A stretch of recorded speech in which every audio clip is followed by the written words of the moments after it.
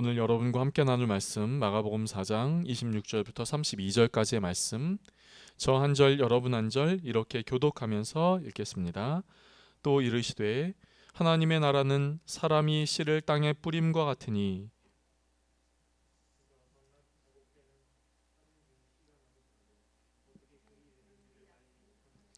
땅이 스스로 열매를 맺되 처음에는 싹이요 다음에는 이삭이요 그 다음에는 이삭의 충실한 곡식이라.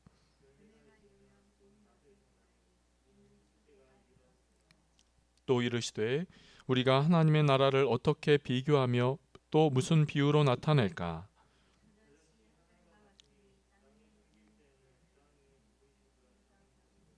함께 읽겠습니다. 심긴 후에는 자라서 모든 풀보다 커지며 큰 가지를 내나니 공중의 새들이 그 그늘에 깃들일 만큼 되느니라. 아멘. 귀한 주일, 이 자리에 함께 하신 모든 분들을 환영하고 축복합니다. 또 예배하는 여러분의 심령 가운데 하나님께서 그 마음을 만지시고 또 새롭게 해주시는 은혜가 있기를 주님의 이름으로 축복합니다. 성경의 핵심을 말하라 라고 한다면 그것은 하나님 나라입니다. 성경의 핵심은 하나님 나라이지요. 우리가 계속적으로 살펴보고 있는 이 마가복음의 첫 시간에는 그 하나님의 나라의 중요성에 대하여 함께 말씀을 나누었지요. 하나님의 나라.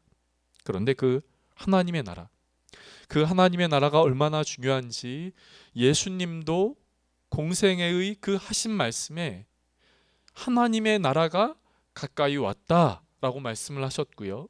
또 예수님 이전의 세례 요한도, 또 예수님 이후에 사도 바울도 그렇게 하나님의 나라를 선포하고 전했지요. 이 하나님의 나라가 성경의 핵심이라 하는 것입니다. 그런데 여러분, 이 하나님의 나라를 이야기를 할 때 하나님의 나라는 크게 두 가지의 의미가 있다 이렇게 나누었어요. 한번 기억나시는 분들은 복기를 해보시고 기억이 안 나시는 분들은 다시 한번.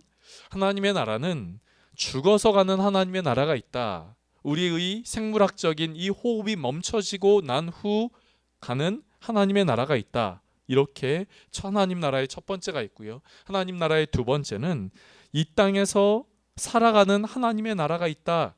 이렇게 말씀을 드렸습니다. 이 땅에서 살아가는 하나님의 나라. 그러니까 이 땅에서 우리는 하나님 나라 백성으로서 이 하나님 나라를 살아가는 것이지요. 이 땅에서 하나님 나라 백성으로 하나님 나라를 살아가는 겁니다. 오늘 본문은 예수님이 이 하나님의 나라, 이 하나님의 나라에 대하여 두 가지의 비유로 오늘 말씀을 하고 계십니다. 오늘 말씀을 하고 있지요. 그렇기에 사랑하는 성도 여러분, 오늘 함께 말씀을 나누면서 하나님의 나라, 그리고 하나님의 나라의 백성으로서 이 땅을 살아갈 수 있는 은혜가 저와 여러분의 삶 가운데 있기를 간절하게 바랍니다. 오늘 예수님이 하신 두 가지 비유 중 첫 번째, 그것은 26절부터 29절까지에 있는 자라는 씨, 씨가 자란다, 자라는 씨에 대한 비유의 말씀입니다. 이 비유를 간단하게 설명하면 이렇습니다. 한 농부가 땅에 씨를 뿌려요. 그런데 그 씨를 뿌린 후 땅에 심겨진 씨앗이 자라나게 된다 하는 것이죠. 그 씨가 자라나는데 처음에는 싹이요, 그 다음엔 이삭이요, 그 다음에는 곡식, 즉 열매가 맺혀진다 하는 겁니다. 여러분, 이 비유를 이렇게 말씀을 드리고 여기까지 듣게 되면, 아니 당연히 농부는 땅에 씨를 뿌리고요, 땅에 뿌려진, 땅에 심기운 씨앗은 자연스럽게 싹과 이삭과 곡식을 맺는 과정이 자연스럽고 당연하지 않습니까? 너무 당연한 말씀을 하시는 것이 아닙니까? 라고 생각을 할 수 있습니다. 그런데 여러분, 예수님이 하신 이 비유, 하나님 나라를 자라는 씨에 비유하신 이 비유의 말씀을 조금 더 자세히 살펴보면 예수님이 왜 이 말씀을 하셨는가 하는 것을 살펴볼 수 있습니다. 너무나 당연한 말씀이 아니라 이 비유를 통해서 우리에게 주시는 의미가 있다는 것이죠. 예수님의 이 비유의 핵심은 이 씨, 농부가 뿌린 씨요. 이 씨가 스스로 자라난다 하는 것에 있습니다. 씨가 자라난다. 그 안에 뭐가 들어가냐고요? 스스로 자라난다 한다는 겁니다. 씨가 스스로 자라난다 하는 것이죠. 오늘 본문의 말씀을 다시 한번 보실까요? 오늘 본문의 28절 말씀을 저와 여러분이 같이 한번 읽어보겠습니다. 28절 말씀 같이 읽어볼게요. 시작. 땅이 스스로 열매를 맺되 처음에는 싹이요 다음에는 이삭이요 그 다음에는 이삭의 충실한 곡식이라. 아멘. 농부는 땅에 씨를 뿌렸습니다. 땅에 뿌려진 심겨진 이 씨앗은 싹, 이삭, 곡식의 과정을 거친다 이렇게 말하는 거예요. 그런데 28절의 초반절에 이렇게 말하고 있습니다. 땅이 스스로 열매를 맺되, 땅이 열매를 맺되 이렇게 말하는 것이 아니라 땅이 스스로 열매를 맺되 이렇게 말하고 있어요. 아니, 씨가 스스로, 땅이 스스로 열매를 맺대. 그러니까 땅에 심겨진 씨앗이 스스로 열매를 맺는다라고 하는 것이죠. 여기서 스스로 열매를 맺다. 그래서 어떤 목사님들은 이 26절부터 29절까지의 이 본문만 따로 빼서 설교를 할 때 그 설교의 제목을 스스로 자라는 씨, 저는 자라는 씨 이렇게 말씀을 드렸는데 스스로 자라는 씨라고 이렇게 제목을 붙여서 말씀을 나누기도 하시더라고요. 땅에 심기운 그 씨가 스스로 자라난다. 그래서 열매를 맺는다. 이렇게 이야기를 하고 있다는 겁니다. 근데 여기서 중요한 것이 스스로라고 이 말씀을 드렸죠. 여기서의 스스로란 영어로 오토매틱 하는 그 단어의 파생의 원 의미를 갖고 있습니다. 성경의 신약의 언어가 대부분 헬라어로 쓰여져 있는데요. 헬라어는 우리가 지금 잘 알고 있는 영어에 아주 많은 영향을 끼친 언어입니다. 대부분의 영어의 단어가 이 헬라어로부터 왔지요. 그러니까 헬라어가 이 영어에 영향을 미쳤는데 여기서의 스스로라고 하는 이 단어는 영어로 하면 오토매틱이라고 하는 것이죠. 즉 자동적으로, 자동이라고 하는 의미를 갖고 있다는 겁니다. 그러니까 다시 한번 정리해서 이야기를 한다면 그 씨가 자동적으로 열매를 맺었다. 그 씨가 뿌려진 침기운 그 땅은 자동적으로 열매를 맺었다라고 말하고 있는 것이죠. 여기서 농부는 바로 저와 여러분, 우리이거든요. 우리가 땅에 씨를 뿌리면 그 씨는 스스로 자라난다는 겁니다. 여러분, 이것이 조금 감이 조금 제가 생각하는 것과 여러분에게 좀 전달이 되시는지 모르겠습니다. 우리가 생각할 때 논이든 밭이든 무엇인가를 심으면 많이 가꾸기도 하고 무엇인가를 많이 수고도 해야 되고 많이 무엇인가를 해야 된다라고 생각을 하지요. 그렇기 때문에 농부가 때로는 고되다라고 이야기를 하기도 합니다. 그런데 오늘 본문은 적어도 땅에 심기운 그 씨앗이 스스로 자라난다라고 이야기를 하고 있어요. 농부 필요 없이, 농부의 손길이 아니라 스스로 자라난다라고 이야기를 하고 있다라고 하는 것이죠.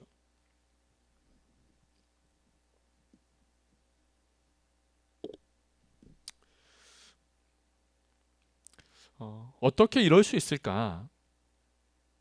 농부는 땅에 씨를 심었는데 그 씨앗이 스스로 자라난다. 왜 그럴까요? 오늘 본문의 핵심은 이렇습니다. 그것을 하나님께서 돌보시고 하나님께서 인도하시고 하나님께서 결실을 맺게 하시기 때문이다 하는 겁니다. 그렇기에 농부가 아니라 그 씨앗이 열매를 맺을 수 있다라고 이야기를 하는 것이지요.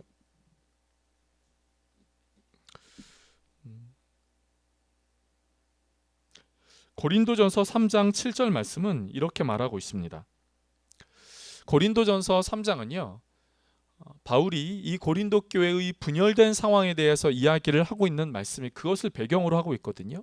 그래서 나 그리고 또 다른 동역자 그 역할, 그런데 이것을 오늘 본문의 이 고린도전서 3장 7절을 오늘 본문에 의거하여 이야기를 하면 이렇게 말하고 있지요. 오늘 주보에 기록되어 있기도 한데요. 고린도전서 3장 7절 말씀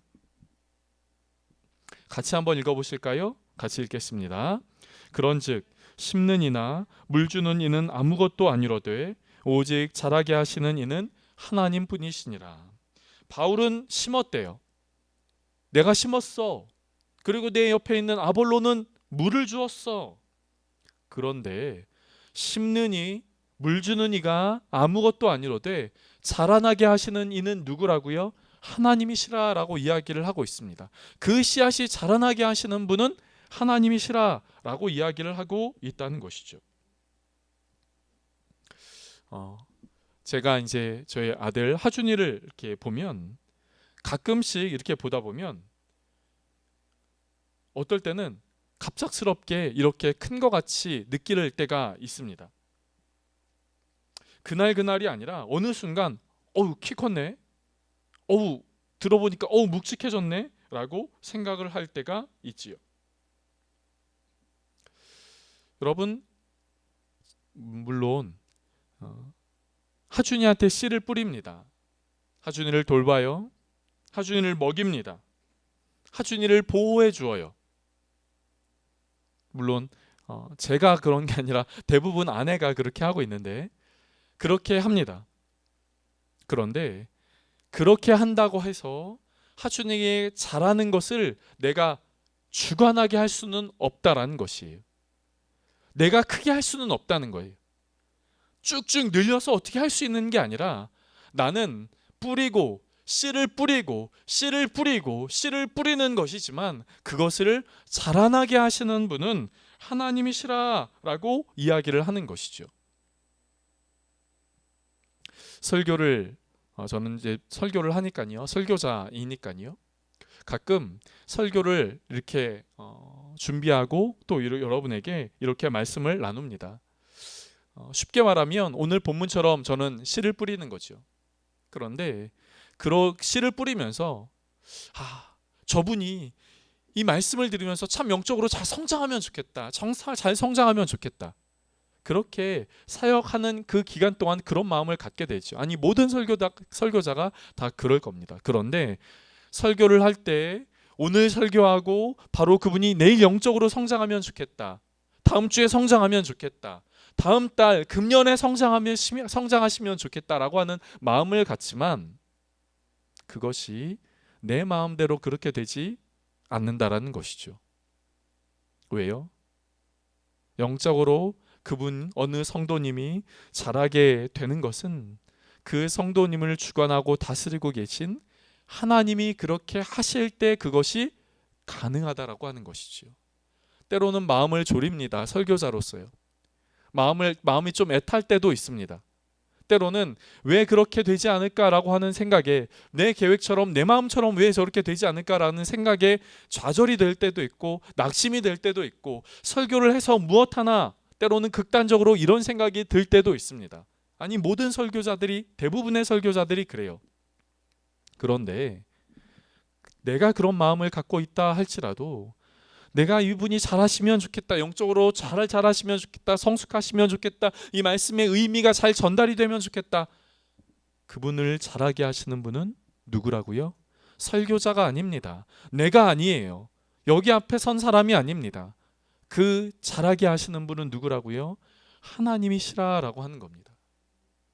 마음을 졸입니다. 오늘도 오늘 설교가 뭔가 좀 더 해야 될 것 같은데 그래서 설교 오늘 민욱 형제가 일찍 오는데 항상 준비하고 이러는데 얘기를 많이 못했어요. 뭔가 제가 오늘 좀 설교 뭔가 좀 부족한 것 같아서 계속 생각하고 고민하고 하다가요.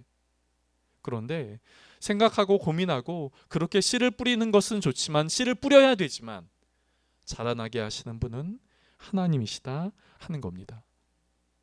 사랑하는 성도 여러분, 하나님 나라는 바로 이와 같다라는 것이에요. 뿌립니다. 알립니다. 우리는 씨를 뿌려요. 그런데 그 하나님의 나라가 자라고 하나님의 나라가 열매 맺는 것은 하나님께서 하시는 것이라고 오늘 우리에게 말씀하고 있는 것이에요. 그렇기에 씨를 뿌릴 때 너무 부담도 갖지 말고, 씨를 뿌릴 때 너무 그렇게 낙심하지도 말고 씨를 뿌리십시오. 하나님의 나라는 자라게 됩니다 라고, 열매 맺게 됩니다 라고 말씀하고 있는 것이죠. 이런 삶의 은혜가 저와 여러분의 가운데 있기를 간절하게 바랍니다. 오늘 예수님이 하신 두 번째 비유, 그것은 겨자씨 비유예요. 겨자씨, 오늘날 우리가 겨자씨 이렇게 이야기를 하면 어떤 큰 의미가 와닿지 않을 수도 있습니다. 그런데 그 당시의 사람들에게 겨자씨라고 하는 것은 가장 작은 것을 상징할 때, 가장 작은 것을 말할 때 이 겨자씨를 이야기를 합니다. 실제로 이 겨자씨가 작기도 하고요. 그래서 어느 성경학자는 이 겨자씨를 100개를 모았을 때 1g이 된다라고 하는 이야기도 합니다. 그러니까 이 겨자씨 한 알이 100개가 모여야 1g이 될까 말까, 되지 않을 정도가 된다라는 것이죠. 그만큼 작은 것을 의미한다는 겁니다. 그런데 오늘 예수님은 이 하나님 나라가 겨자씨와 같다라는 것이에요. 겨자씨, 작은 이 겨자씨요. 작다는 것이에요.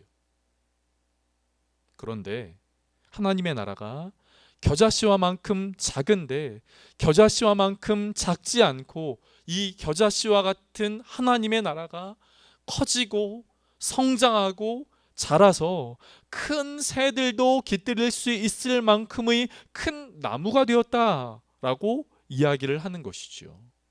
저는 여러분에게 먼저 이렇게 말씀을 드리고 싶습니다.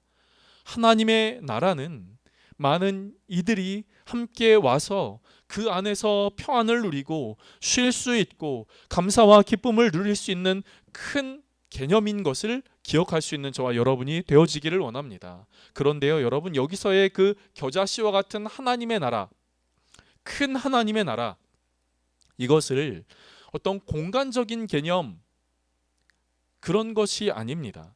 공간적으로 그러면은 한 평이 100평이 되고 100평이 10,000평이 되고 10,000평이 그 이상 더 큰 규모가 된다 하는 그 공간적인 개념, 그것이 아닙니다. 시각적이고 지각적인 개념이 아니라고 하는 것이지요. 여기서의 하나님의 나라라고 하는 것은, 확장된 하나님의 나라, 성장된 하나님의 나라라고 하는 것은 영향력을 의미하는 것이죠. 영향력이요. 공간이 아닙니다. 이것은 영향력을 의미해요.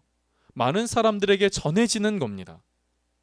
한 사람으로부터 시작되었지만, 작은 한 사람으로부터 시작되었지만, 보잘것없는 한 사람으로부터 시작되었지만, 한 사람 한 사람의 마음 가운데 하나님의 나라가 전해지는 것이에요. 그래서 이 땅 가운데 이 내가 눈에 보이는 나라만 있는 것이 아니라, 눈에 보이는 것만 있는 것이 아니라, 그 안에서 내가 평안을 누리고 기뻐할 수 있고 감사할 수 있는 그 또 다른 개념이 있구나, 또 다른 나라가 있구나 라고 하는 것을 그 사람들이 인정하고 고백하게 되는 것이지요. 퍼져나가는 영향력을 의미하는 것입니다.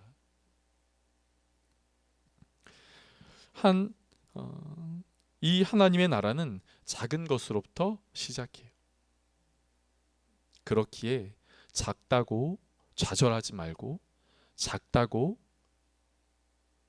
낙심하지 말고, 작다고 소망과 기대가 없어지는 것이 아니라, 작음에도 불구하고 소망과 기대를 걸어 성장하게 하시고 자라게 하시는 그 하나님 나라의 영향력의 은혜를 누릴 수 있는 저와 여러분이 될 수 있기를 간절하게 원합니다. 작은 것으로부터 시작해서 크게 성장했다, 자랐다. 저는 우리나라 한국의 선교 역사에 대하여 좀 이런 생각을 하게 되었습니다. 우리나라의 선교 역사가 바로 겨자씨 한 알과 같이 작았다가 커지게 되는 그 은혜를 누린 민족이 아닌가 하는 것이죠. 한국 선교, 우리나라에 복음이 처음 들어온 것은 공식적으로 1885년 4월 5일 인천의 제물포 항, 이것이 공식적인 것이지요. 그런데 그 이전에 비공식적으로 이미 비공식적으로 복음을 들고 이 땅 가운데 온 선교사님이 있습니다. 그분이 토마스, 영국의 웨일즈 선교사 토마스라고 하는 분입니다. 이 토마스는 1866년 대동강 제너럴 셔먼호를 타고, 역사적으로 우리가 잘 알고 있는 제너럴 셔먼호를 타고 대동강에 도착을 하지요. 대동강에 도착해서 여러 일들이 있었습니다만 어쨌든 이 토마스 선교사가 이 대동강 땅에 도착을 합니다. 자신이 많이 중국에서 가지고 왔었던 그 당시 성경책을 많이 싸들고 이 대동강에 내렸던 것이죠. 그런데 그 당시에는 서양 사람들이 오는 것을, 서양 사람들을 만나는 것을, 그 어떤 접촉하는 것을 막고 있었던 쇄국 정책의 시대였어요. 그래서 토마스 선교사를 그 당시의 사람들은 경계했고, 또 결국 이 토마스 선교사는 대동강에 순교의 피를 흘리게 됩니다. 그 자리에서 순교를 당하게 되지요. 많은 사람들은 젊은 인재 한 명이 죽었네, 아까운 생명이 그치게 됐네, 죽었네 라고 생각할 수 있습니다. 그런데 그 한 사람의, 그 토마스 선교사님 그 한 분을 통하여 이후 우리가 잘 알고 있는 1907년 평양 대부흥의 운동이 시작되었던 것이죠. 어떻게 알 수 있을까요? 그것을 어디서 알 수 있을까요? 이 토마스 선교사가 이 땅 가운데 내렸을 때 많은 성경책을 가지고 왔다고 했잖아요. 그 성경책을 가지고 왔을 때 그 토마스 선교사를 당시 칼로 베어서 죽였던, 쉽게 말하면 포졸, 그 당시의 직함은 퇴교라고 하는데, 이 퇴교 박충권이라고 하는 사람이 토마스 선교사를 살해하고, 그가 가지고 왔었던 그 성경책을 다, 그 상황들이 다 정리되면서 땅에 떨어지고 버려져 있던 그 성경책을 집에 가지고 옵니다.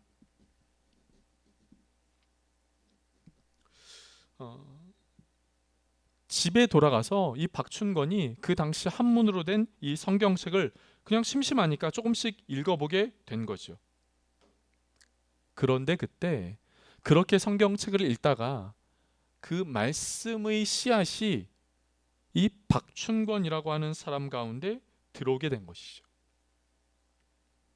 그리고 그는 그 당시 평양의 안주교회라고 하는 그 교회의 최초의 장로가 됩니다. 토마스 선교사가 순교할 때 많은 군중들이 있었는데요. 그 군중들 중에 12살짜리 소년 최치량이라고 하는 사람이 있습니다. 그 최치량이 땅에 떨어지고 버려진 성경책 3권을 집에 가지고 와요. 그리고 한 권을 본인이 갖고 그 당시 한 권을 박영식이라고 하는 사람에게 그 성경책을 주지요. 박영식은 성경책, 그 당시 종이가 귀하니까요, 그 성경책을 한 장씩 뜯어서 벽에 바릅니다. 쉽게 말하면 벽지로 사용한 것이에요. 종이 질이 좋으니까요. 벽지로 이렇게 다 붙입니다. 여러분의 집에 성경책이 다 이렇게 붙어 있다고, 벽지 대신 성경책이 붙어 있다고 생각을 해보실까요? 상상해 보시겠어요? 그러면 밥 먹다가 눈 뜨고 보이는 것이 무엇이에요? 한문 성경입니다. 누우려고 이렇게 자려고 누웠는데 보이는 것이 무엇이에요? 천장에 쓰여진 한문 성경입니다.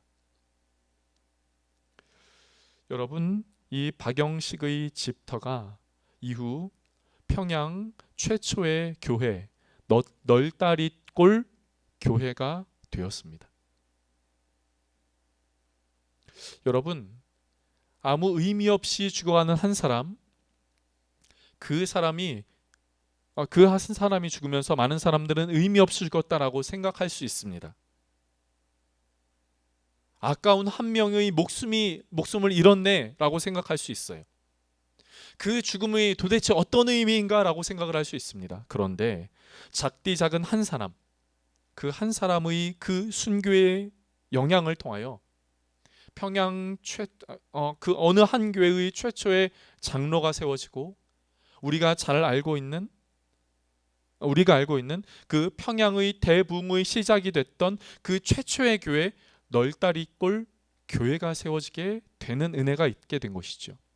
그러면서 평양은 1907년 대부흥 운동의 중심이 된 것이죠. 사랑하는 성도 여러분, 복음은 아주 작은 것으로부터 시작합니다. 그러나 아주 작은 것으로부터 시작한 그것이 작은 그 상태로 머물러 있는 것이 아니라 성장하고 확장되어서 많은 사람들의 마음을 쉴 수 있는 바로 그 하나님 나라의 영향력이 되어 퍼져나가 하나님 나라의 마음을 갖게 된다라고 하는 것이죠. 하나님 나라는 바로 이와 같습니다. 그렇기에 사랑하는 성도 여러분, 오늘 본문은 그 하나님 나라를 저와 여러분의 그 마음에 품으며 살라라고 이야기를 하고 있는 것이에요. 하나님의 나라를 품으며 사십시오. 하나님의 나라를 품으며 사십시오라고 이야기를 하고 있는 것이죠.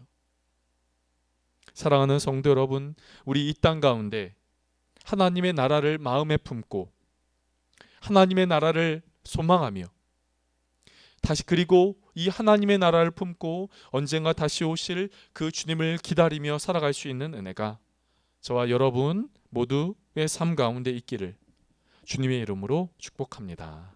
기도하겠습니다. 좋으신 하나님, 하나님의 나라가 우리의 삶 가운데, 우리의 믿음 가운데 가장 중요한 것임을 보게 됩니다. 하나님, 그 하나님의 나라는 죽어서 가는 곳이기도 하지만 바로 이곳, 바로 이 자리에서 하나님의 나라 백성으로서 하나님 나라를 살아가는 것이기도 한 것임을 우리가 보게 됩니다. 하나님, 그 하나님의 나라를 우리의 마음 가운데 품고 살아갈 수 있도록 하나님 우리의 마음을 인도하여 주시옵소서, 주장하여 주시옵소서. 하나님, 그래서 하나님의 나라를 마음에 품고 또 언젠가 다시 오실 주님을 기다리며 이 땅 가운데 하나님의 나라 백성으로서 살아갈 수 있는 그 은혜가 우리 모두의 삶 가운데 있게 하여 주시옵소서. 감사하고 예수님의 이름으로 기도드립니다. 아멘.